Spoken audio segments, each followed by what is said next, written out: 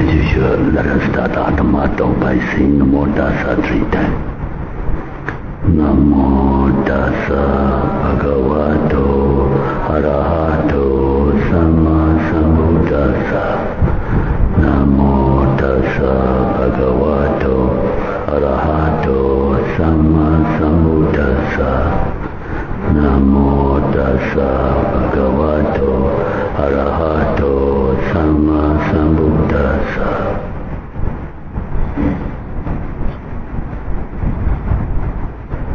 The title of today's Dhamma talk is Black and White Tug of War. Actually, it is the name given to Dhananjani Sutta. Here, black and white is used as a simile for defiled mind and virtuous mind respectively. One's mind is sometimes tainted with defilements and at other times wholesome and clean. That is because one cannot give thorough attention and wise consideration when the mind is exposed to sense objects.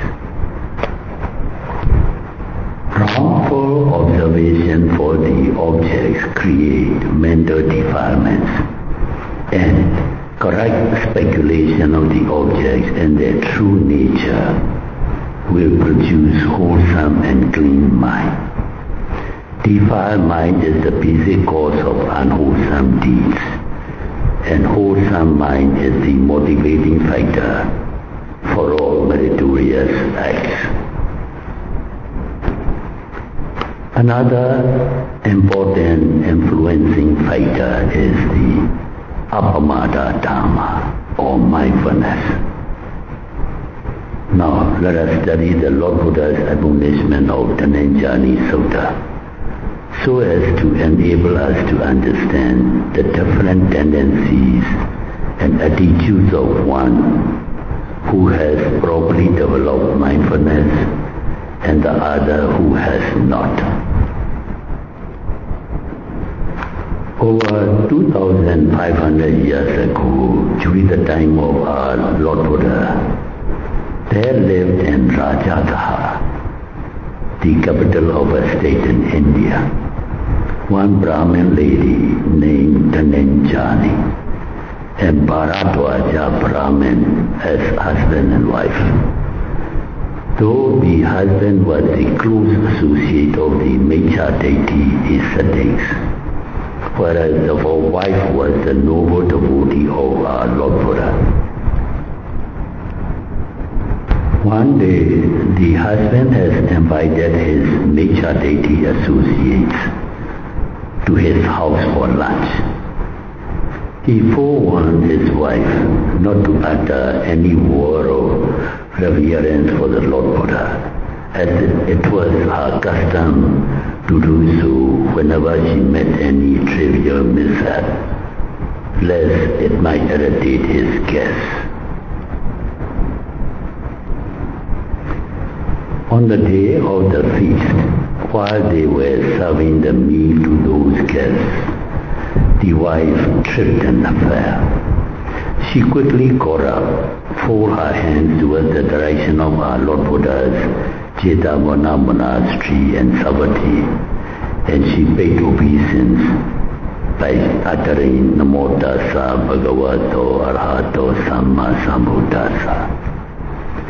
The moment they heard the sound of the obeisance of the host lady to the Lord Buddha, all those Mecha deity guests were greatly annoyed, and they left the house in commotion. Such form of uncivilized reaction is due to the unwise consideration of the circumstance and unmindfulness nature of the Mecha deity ascetics, having no control over their emotions. The husband, not having the heart to confront his wife, he went to Jetavana monastery and project his anger over the Lord Buddha, babbling all kinds of abusive language. Then he tried to trap our Lord Buddha with the uncertain questions and the hope of insulting and defaming on the Lord Buddha's reply. He queried thus, O Lord Karma Buddha, 1. By cutting what one can live peacefully. 2. By cutting what one can live without anxiety. And 3. Which one Dharma you Lord Karma Buddha would like to annihilate? He asked these questions with the hope of accusing the Lord Buddha as unwholesome murderer. If the Lord Buddha answered, one must kill the hateful person to live in peace. But the enlightened omniscient Buddha answered his questions with magnanimous compassion. Buddha said, O Bharadwaja Brahmin, if one is able to eradicate the anger and hatred mental defilement by vipassana bhavana or insight meditation, one can live in peace and without anxiety. All the noble persons, they always strive to annihilate the leader of noxious anger and hatred, which is poison like mental defilement. On hearing the Lord Buddha's admonishment, he overcame the influence of anger and he cooled down with a peaceful heart.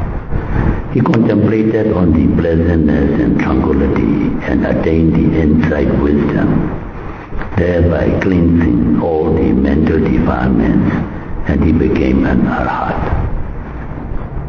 So, I wish you all meditators, by making use of our Lord Buddha's Appamada Dhamma, that is, Satipatthana, Vipassana Bhavana or mindfulness insight meditation, may you all be able to cleanse your mind of all the defilements and attain the eternal bliss of Nibbana, deliverance from all suffering.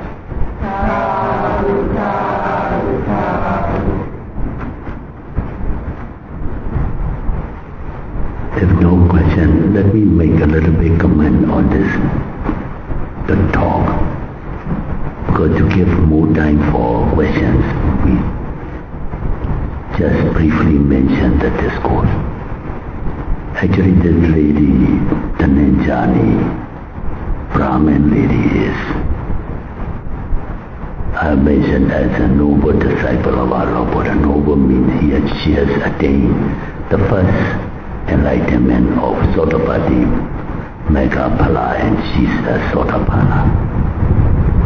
And on the day of their feast to their Maichaditi teachers, the husband's teachers, the husband warned her, showing that sword, and those days no guns from, so this I probably he showed the sword, and you better check your mouth, means paying respect or uttering words of respect to your Karma Buddha. I am going to mince you like a meat with this sword. Issue even that.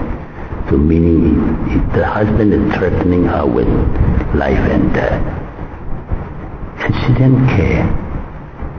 On the day when she met some slipping accident, she uttered Namo Tassa Bhagavato Arahato Sama Sambuddha. That is one of the attributes of Ariya Puggala or noble person, Sotapanna. So here, what you have found is the attributes of a Sotapanna, the first noble person who gained enlightenment as by this insight bhavana or insight mindfulness meditation. So it is worthy of note because most of our meditators want to know whether they are progressing or not, and they often ask a question. Actual attainment of these enlightenment, nobody can know except the Buddha. And during Buddha's time, when Venerable Ananda was his attendant, when Venerable Ananda heard some devotee died last night, he asked, "Oh Lord Buddha, last night our devotee Miss Black passed away. What is her destiny? Where is she going?" So Buddha said, "Oh, she came Sotapati Mecca and now she's in Deva world." And the next day, another person died. "Lord Buddha, this morning our devotee Mr. White died, and what is his destiny?" Then Buddha has to answer again. So Buddha said, "Ananda, if you are asking like that, one day there are many people dying in Savatthi. So it will be tiresome," and then he delivered the Dhamma Dasa Sutta. Dhamma is Dhamma, Dasa means mirror Sutta. Like a mirror is, if you go and see a mirror, you can see whether your face is clean or there are blemishes. So Buddha said, let them decide by themselves. And if these attributes, if a person possesses, you can be assured that you are a Sotapanna. Because nobody can give. I believe some unscrupulous teachers and some meditation teachers, they are saying you are a Sotapanna, he's this thing and that thing. It is not true. And it is not proper. Nobody can know it. So Buddha said, let them decide on their own. And he gave this Dhammadasa discourse, mirror discourse. Out of the four attributes, the first attribute of a Sotapanna is, once one attains Sotapannahood, the first enlightenment, one will have unshakable faith. Sada, one Sada become unshakable in the Buddha. Second, unshakable faith in the Dhamma. And third, unshakable faith in the Sangha. Please remember that. Most of people who proclaim themselves as Buddhists are mostly traditional Buddhists.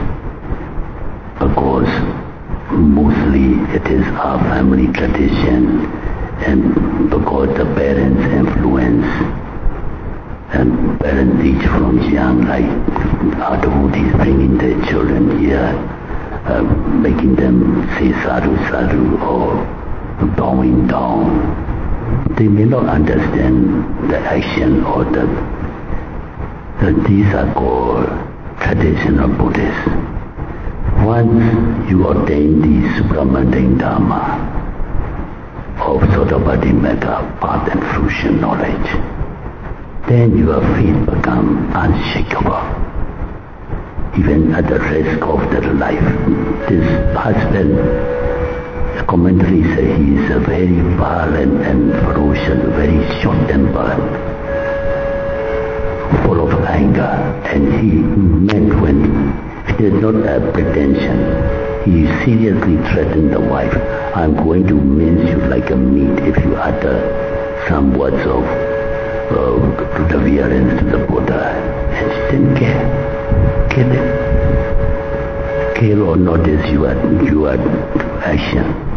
I cannot say when in my mind Sada arise, I'll utter. She utter. She human.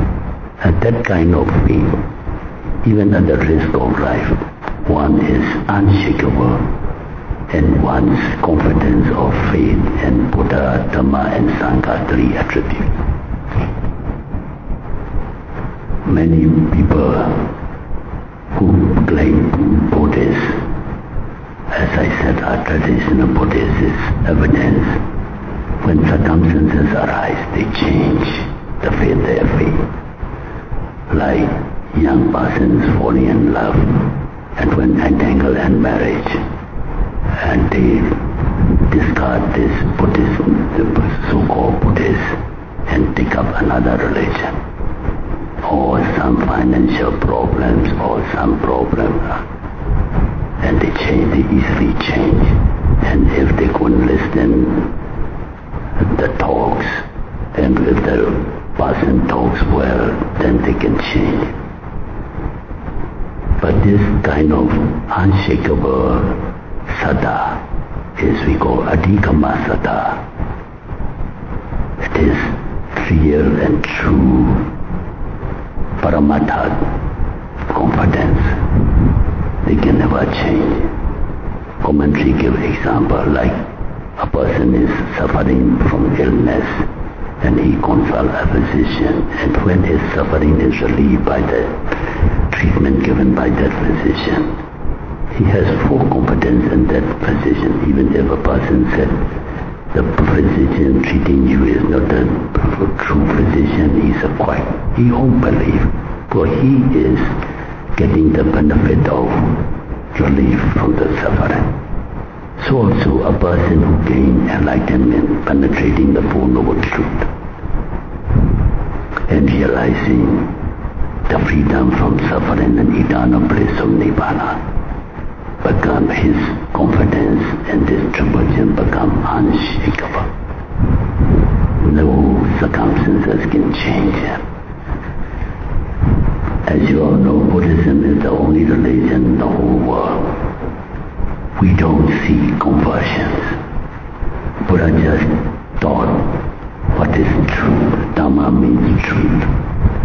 If one likes it, you can take it up, he said in famous Kalama Sutta. Don't accept because a Buddha teach you, or it is traditional practice or traditional belief. You put to test. You practice and see. You apply your knowledge. You reason out. If it is beneficial, if it is for your profitable state, then accept it. If it is not, don't accept it. This is the only teaching you find, such kind of thing. Others, they try to convert by threat. Not only by threat, by bribery also.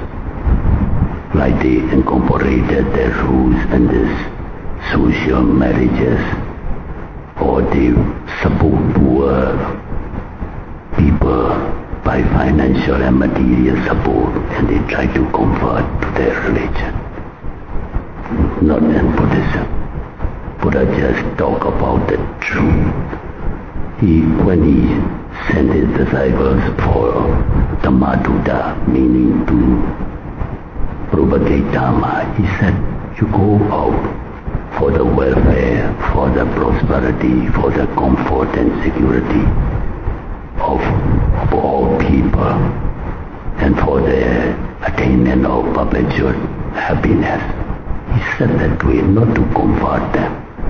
Just teach what actions are unskillful and unwholesome, and it results in unhappiness or sorrow or pain. And what actions are skillful, wholesome, meritorious, this will give fruit with pleasure and profit. So that's how he teaches Dhamma, not for conversion, for the welfare of all beings. These threats and briberies can only sway traditional ones, but once a person attains this enlightenment and become a noble person, nothing can shake them. They are unshakable. By threat is this example of Our Lady's aspiration, Dhananjani Brahmin lady. And one cannot be swayed by bribery is the story about Sopa Buddha. His name is Sopa Buddha. He's a leper. During old days, you might have heard about leprosy. Nowadays, because of improvement in medical science, now they are well under control.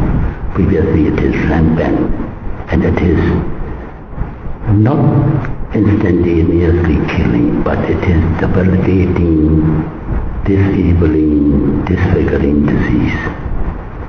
and become, when once afflicted, we become as social outcast because people got scared and loathsome because of ugly deformities and sores and ulcers that develop from this disease. So this Sopa Buddha, by the name Sopa Buddha, he was a leper and he became a destitute. He got to go begging with a walking stick, searching for food. And one day while he was on searching food, at that time Buddha was giving a discourse probably out in the open, and when he saw a group of people there, he thought that some alms dana, meaning some distribution or some offering of food or something, and he went nearby slowly because he's disabled and destitute. And when approaching near, Buddha saw him, and Buddha, by his sakkhipa, then he can attain. And Buddha gave a discourse. And while listening to that discourse, probably he has past paramitas also and practice of this insight meditation. And he gained the first enlightenment, and he became a Sotapanna. And because he cannot enter the audiences also from at the edge of the audience, he listened to Buddha's teaching, and while listening, like hearing or meditating, arising and passing away of this mind and matter, and he gained the first enlightenment. And when the audience dispersed, he slowly approached towards the Buddha to report his attainment. And at that time, King Sakka, I think in Hokkien they call it Angkong, from the celestial realm, was present at the Dhamma discourse. So King Sakka, knowing that this Sopa Buddha is going towards the Buddha, he might be reporting, and he tried to test this Sopa Buddha by showing himself, because they are usually invisible unless they will that other people see. So he showed himself, and he said, "Hey, Sopa Buddha, you are a destitute beggar suffering with this malignant disease, and you are in trouble and severe suffering. Now, if you say the Buddha you saw or to listen his talk, that is not a true Buddha. What he is teaching is not the true Dharma, and not his disciples are not true Sangha. If you say that, I relieve you of this malignant suffering instantaneously, and you become a very beautiful man, young and healthy. And I'll shower with 7 jewelries or gems and make you the richest person on earth. If you say that, he tried to entice this Sopa Buddha just to test his Sutta. And Sopa Buddha looked up the King Sakka and he said, "Who are you?" King Sakka, "I'm King Sakka. I'm the king of celestial gods. And I have full power. I can make you rich and free from this suffering. I'm King Sakka." And you know what Sopa Buddha said? "Hey, you silly Sakka." He scolded Sakka. "How can you say that I'm a destitute beggar? I have..." What he meant is this Lokotara or supramundane or noble riches. I have noble riches with me. How can you say that I'm a destitute beggar?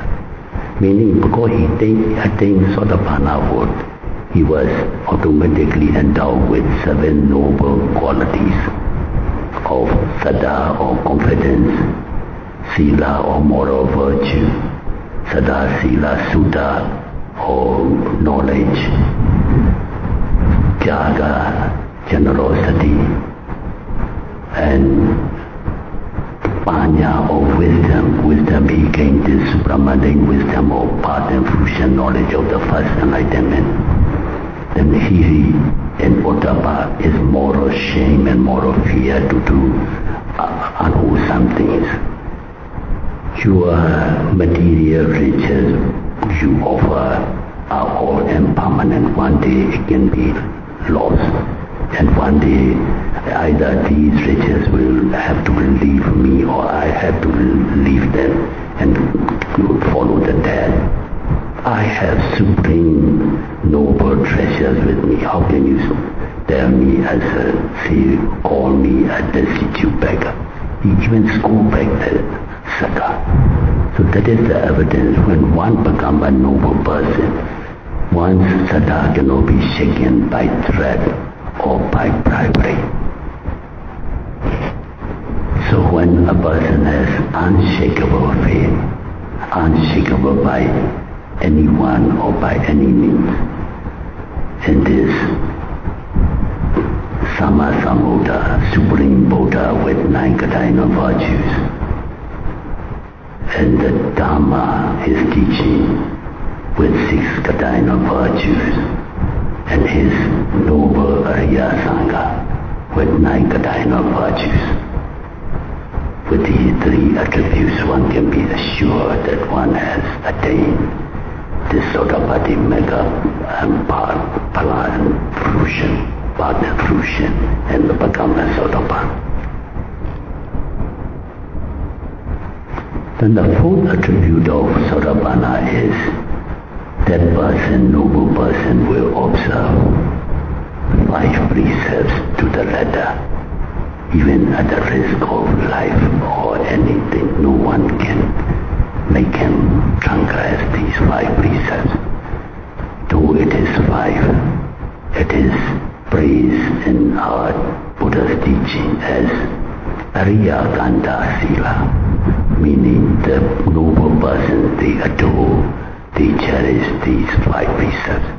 If one can observe these 5 precepts to the pristine purity without any transgression, then this is the 4th attribute.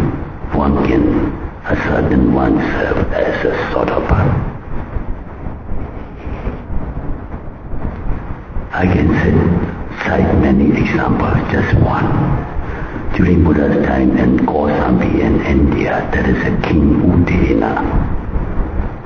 He has 3 queens, chief queens, 3. One is Samavati, Queen Samavati, and the palace maid by the name of Khojuttara. Actually, her name is Uttara because she was a hunchback, Khoja and Uttara combined together. Her name became Khojuttara. Anyway, she was palace maid, or with the Coos language you may call it a servant to the queen. So she was assigned to given $8 to buy flower from florist shop and to give as a king's gift to the Queen Samavati.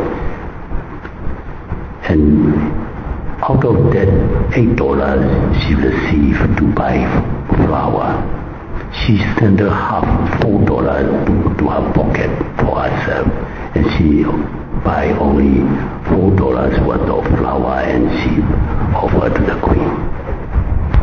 So one day when she went to the florist shop to buy flower, at that time the florist shop owner by the name of Sumana, he's a florist, he was on that day invited Buddha and the Sangha to offer lunch foodana. And when Khojuttara came to buy, he said, "Hey Khojuttara, today we are inviting Buddha and his Sangha to offer dana. Why not you help us and listen to the motto, and afterwards you can take the flowers and go to the queen and give." So she agreed and she helped. And Buddha, as usual, after taking lunch, he gave a discourse. And while listening to this Khojuttara too, because she probably her perfections to paramita to mature, she gained enlightenment and she became a Sotapana. So after the discourse when Buddha had left, then on that day she cannot send out the $4 as usual. So she buy all the $8 worth of flour. So the flour becomes double the amount of previous days.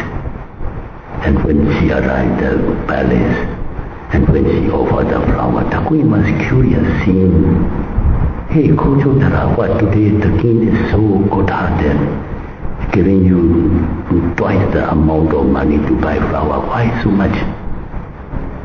And she cannot lie, because she has already become a noble person or a Sorabana. She know that, as you all know also, during these monarch kingdom days, before these democratic governments were established, the kings ruled the country by their own law, by mouth of law. There are no codes and laws. They just say by mouth and punish criminals. And they are very proud people too. And they are very violent and cruel. She knows that if she tells the truth, the queen can report to the king, or the king may find out and kill her. But she tells the truth. She cannot lie. And the first thing is she cannot steal. She bought all the $8 worth of flour. And at the palace, she cannot lie to the queen. That she admitted, the previous days I surrendered $4 from the allotment given by the king to buy for you. I buy only $4 worth of flour. So the queen said, fortunate for her, the queen too is a noble person. She's too about to gain enlightenment. She's not yet gained enlightenment. Then why today you buy all the food? She said, after listening to Buddha's Dhamma, I can no longer surrender your money. And that's why I bought $8 worth of flour. She replied that's a great risk during those days. Kings, they can order on the spot killer.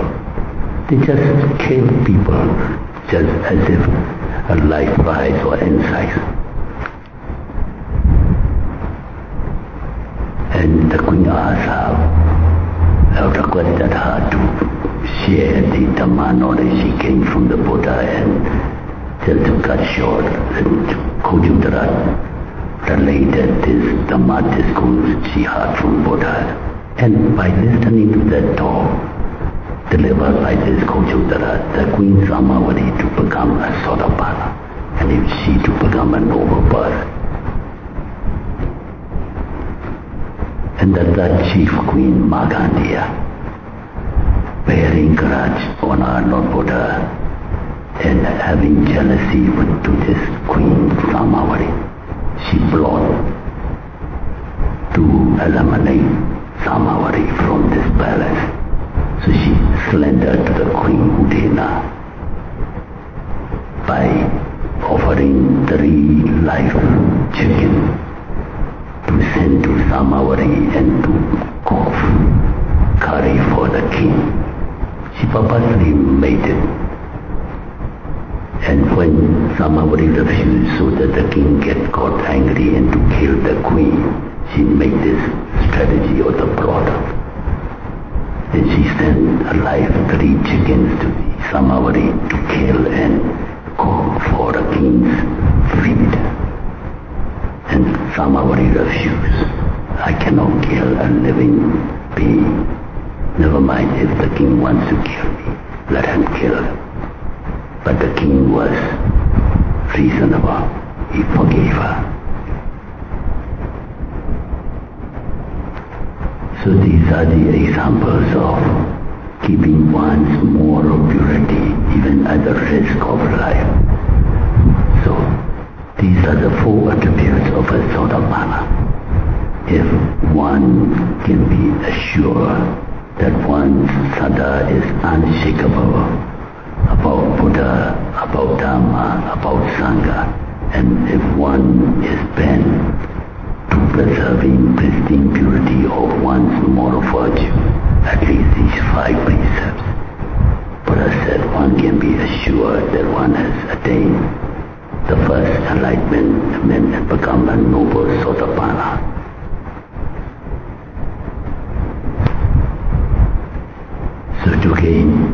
up on our we must practice, as we have many times repeatedly explained this introduction in Satipatthana Sutta. Ekayanata is the only way. The only way is to practice this Vipassana Bhavana or four foundations of mindfulness. Satipatthana, Vipassana Bhavana or four foundations of mindfulness, to purify our mind and to gain this path and fruition knowledge and to realize Nibbana. The last talk I have already explained. Enlightenment means by the word enlightened. When a person becomes enlightened by this Vipassana Bhavana or insight meditation, at the same time one achieves three profits. One is purify one's mind of some or all of the defilements. Then one penetrates the Four Noble Truths, and one take up Nibbana as object and realize Nibbana, bliss. So three achievements at the same time when one gains enlightenment. So to gain that enlightenment, Buddha said there is no other way. The only way to gain enlightenment or Nibbana is by practicing four foundations of mindfulness. So what are the four Buddhas? Katami Jataro. The four foundations are: one, Kaya Anupassana Satipatthana, contemplation on physical phenomena or bodily phenomena. One. Then Vedana Anupassana Satipatthana, contemplation or meditation on feelings and sensations. Then Citta Anupassana Satipatthana, contemplation on mind and mental factors. And four, Dhamma Anupassana Satipatthana, covering all physical and mental phenomena. And that too, I have many ways explain to you how to observe or how to meditate these four foundations of mindfulness. Theoretically, four foundations of mindfulness. And practical meditation, you just take up, briefly speaking, just Buddha sometimes, as I often said, when he gives discourse, he has a psychic power to survey his audience. And in his audience, if one is going to gain enlightenment by just explaining Nama and Rupa, he just see a being as Nama and Rupa. So you just take up Nama and Rupa and meditate. But if in his audience some wants to elaborate this Nama and Rupa, then he'll say five aggregates. Rupa is one aggregate, Nama he divided into four aggregates. So it becomes five aggregates. Although Rupa and Nama, Rupa is made up of gross four elements, and our last talk, and many times also I have already explained how to identify the Rupa with four Mahabhuta, four great elements, Patavi or earth element, Apo or water element, Tejo or heat element, Vaya or wind element. So Rupa aggregate, by this time you all are familiar. And for this level, Nama. Nama means mental phenomena or mental aggregate. Nama too, we can differentiate into four categories, what Buddha has explained. One is Vedana. Vedana is feeling or sensation. Two is Sanya. Sanya is perception. Three is Sankhara. Sankhara is volition. And four is Vijnana or consciousness. So these are four mental aggregates. And one Rupa, it becomes five aggregates that we must take up as object and contemplate, either briefly Nama and Rupa or elaborately five aggregates. Because either this Nama and Rupa or these five aggregates we grasp or we cling to as I, mine, and my atta or myself. That's why these five gates are called Upadana Khanda. Upadana means attachment or grasping. The five gates of grasping or attachment.